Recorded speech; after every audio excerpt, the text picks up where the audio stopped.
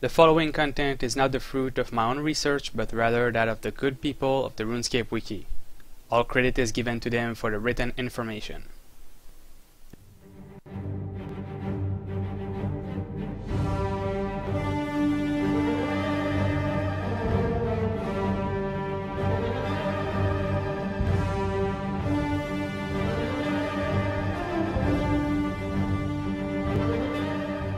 Welcome to this episode of LoreScape.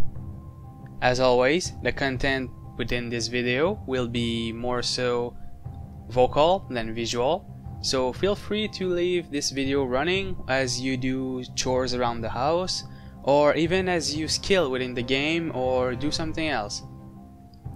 There will be some graphical supports, images, GIFs maybe, and also other links to other videos if you are confused about a certain lore figure. But other than that, there's not going to be much going on screen.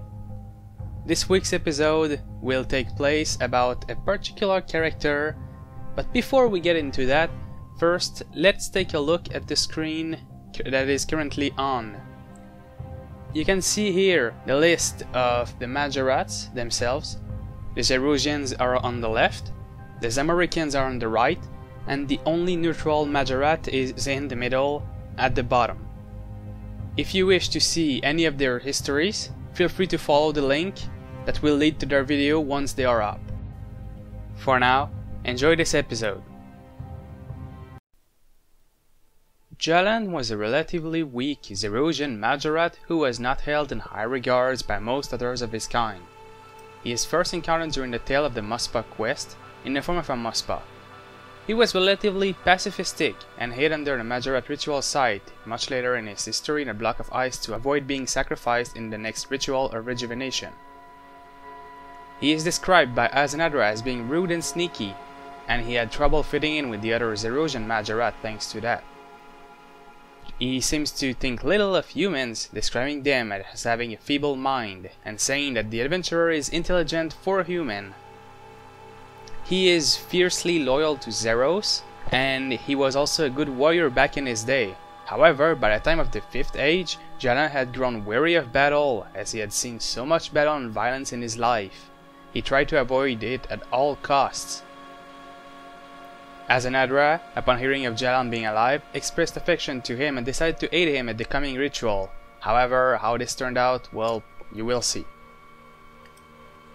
Like the other Mahjarrat, Jhallan lived on Frenesque, the realm of perpetual warfare, along with many other tribes. Here they would live to survive the elements and the destructive power of the legendary Mother Maw, an elder god that created their race and whom they would prevent from wreaking havoc on Frenesque through the rituals of rejuvenation and innervation, although at least one Mahjarrat regarded her as a mere myth and the rituals as superstitious traditions. Due to the constant conflict with neighboring tribes such as the Mahjarrat as well as the frequent sacrifices at the rituals, the Mahjarrat tribe never counted more than a few hundred members and was ruled critically, basically by the person who was the most powerful. In the second age of Gielinor, however, the two demigods Eclarin and Amaskut traveled to Frenesque in order to recruit the Mahjarrat to fight the Zerosian invaders on their homeland, the Caridan Empire, in the Caridan-Zerosian War. Some Mahjarrat opposed the proposal, while others agreed to go, causing a large battle to break out. Both Azanadra and Temakale argued that the Mahjarrat should go with Eclarin, and Karshai was one of the most excited at the prospect of leaving Frenesque, as Gielinor was a much kinder realm than Frenesque was. Eventually, after the death of Salisard and the sacrifice of Abrogal, those in favor of traveling to Gielinor emerged victoriously, and the entire Mahjarrat tribe accompanied the two gods to Gielinor.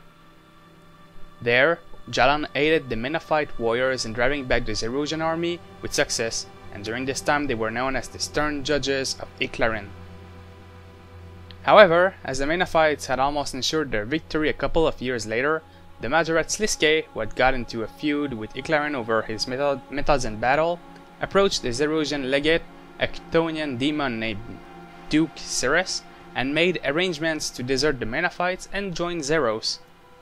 Most of the Mahjarrat convened at the fortress of Carid and soon emerged, joining arms with the Zerosian, proceeding to slaughter the retreating Menethite armies. the god Tumeken, father of Iclarin and Amaskut, swiftly interfered by sacrificing himself, his armies, and half of his empire to repel the Zerosian army itself. He used his powers of fire to create a massive explosion, turning half of the empire into a desert wasteland, as well as obliterating his own army and most of the Zerosian one. Of the approximately 500 Mahjarrat present, less than a fifth survived the explosion thanks to Azanadra, who quickly erected a magical barrier as protection, and Jhallan was amongst those who survived it, and joined the remainder of the Zerosian on the march to Forentree. He was given the rank of Pontifex in the Church of Zeros. Eventually, some of the Mahjarrat became tired of Zeros' rule just as they did to Iclarin. Led by the Mahjarrat general Zamorak, who had somehow obtained the Stone of Jas and the Staff of Armadil, a plot to betray Zeros came into being.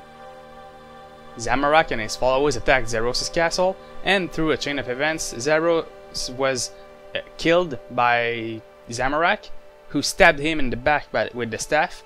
However, Zeros was not actually completely defeated, and he left his body to avoid death. The newly ascended Zamorak was quickly transported to Infernus by his demonic allies so he could fulfill a promise he made to them, and the god Saradomin confiscated the Stone of Jas while Armadil confiscated the Staff of Armadil. Jhallan was one of the few Mahjarrat who stay loyal to Zeros, with the majority of them switching their allegiance to Zamorak. This reinforced the other Zerosians' trust in him, and he became a valued ally to them, despite his differences. Eventually, Zamorak returned to Gielinor, now a god and more powerful than ever. He was angered at losing the Stone of Jas, and he attacked the other gods in the hope of reclaiming it, starting at cataclysmic god wars. Jhallan and the other Zerosians were persecuted during this time, with an effort by the Zamoricans and the Saradominists to wipe all trace of Zeros from the world. Jhallan's exact role in the war was unknown, but most of the Zerosians either went into hiding, were killed, or captured. Whatever his role was, the amount of violence and battle he saw during the wars changed him somewhat, and he became wary of battle, trying to avoid it at all costs. Eventually, Geotix, the god of balance, awoke and ended the wars, creating the Edicts of Geotix, which meant the gods were now unable to interfere directly with Gielinor, and most Mahjarrat began to search for Geotix after he went back to sleep in order to kill him and return Zamorak or Zeros, but no hunts were successful and they ceased eventually. After the God Wars ended, Jhallan's aversion to battle caused him to grow weaker and weaker, with the other Mahjarrat beginning to view him as pathetic, with Zemorigal remarking that he was ashamed to even call him a Mahjarrat. Due to this, it was viewed as an excellent choice for the next sacrifice. As such, Jhallan chose not to attend the 17th Ritual of Rejuvenation, which had the effect of weakening him further. Since not attending the rituals of rejuvenation would eventually prove fatal, and actually attending would inevitably lead him to being sacrificed, Jhallan decided to try and copy a trick previously attempted by the Mahjarrat Lamistard in preparation for a ritual. He had tunneled under the ritual site in order to be close enough to the ritual marker to be rejuvenated, but without having to actually participate in the ritual. This, however, led to his downfall, as he was eventually discovered and sacrificed to the 16th ritual after accidentally tunneling to the basement of Zemorigal's fortress. Seeing Lamistard's mistake, Jhallan decided to hide in a natural cave instead, choosing to encase himself in a block of ice in a cave near the Snowy Hunter area, found southwest of the ritual site. Jhallan slept in his block of ice for many years, but eventually had a nightmare which caused him to shapeshift into a Mospa, a legendary beast from Mahjarrat folk tales. The following takes place during the quest Tale of the Mospa.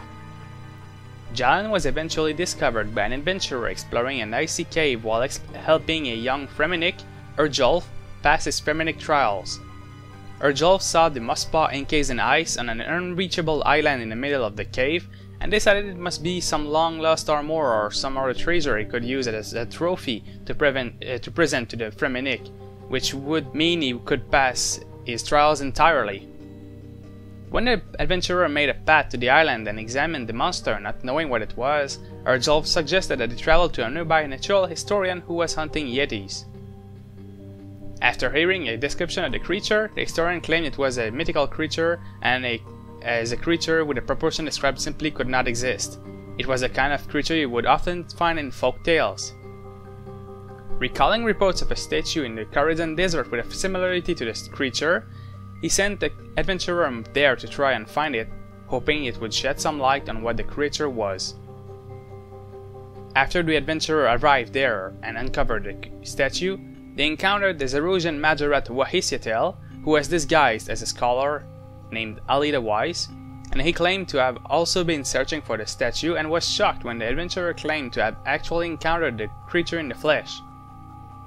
Wahisyatel identified the creature as a Muspa, a nightmarish monster in the Mahjarrat folklore. Suspecting some Mahjarrat magic at work, Wahisyatel tasked the adventurer with investigating the creature and reporting their findings back to him. Using a spell Wahisyatel taught them, the adventurer unfroze the Muspa, which began to move, causing Urjol to run away in fear. Jhallan, unaware of what he was and unable to remember anything, demanded that the adventurer tell him what he was.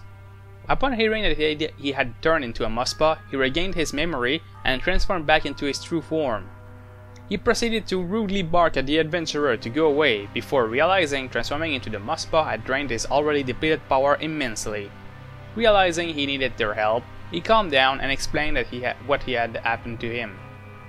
He had a nightmare about the Muspa while slumbering, causing him to transform into one. He proceeded to tell the adventurer of the ritual and how he needed their help to re-enter his hibernation, this time closer to the ritual marker in an area it would not be disturbed. Jhallan was able to use his remaining strength to travel to a cave just north of the ritual site and, upon being led by the adventurer to a suitable area directly under the marker, demanded the adventurer refreeze him. The adventurer, realizing that they still didn't have a trophy for Urjol, manipulated Jhallan into providing one. He used his last ounces of strength to create a Muspa tail, and the adventurer then allowed Jhallan to return to hibernation, freezing him into a block of ice using a similar spell to the one used to unfreeze him in the first place.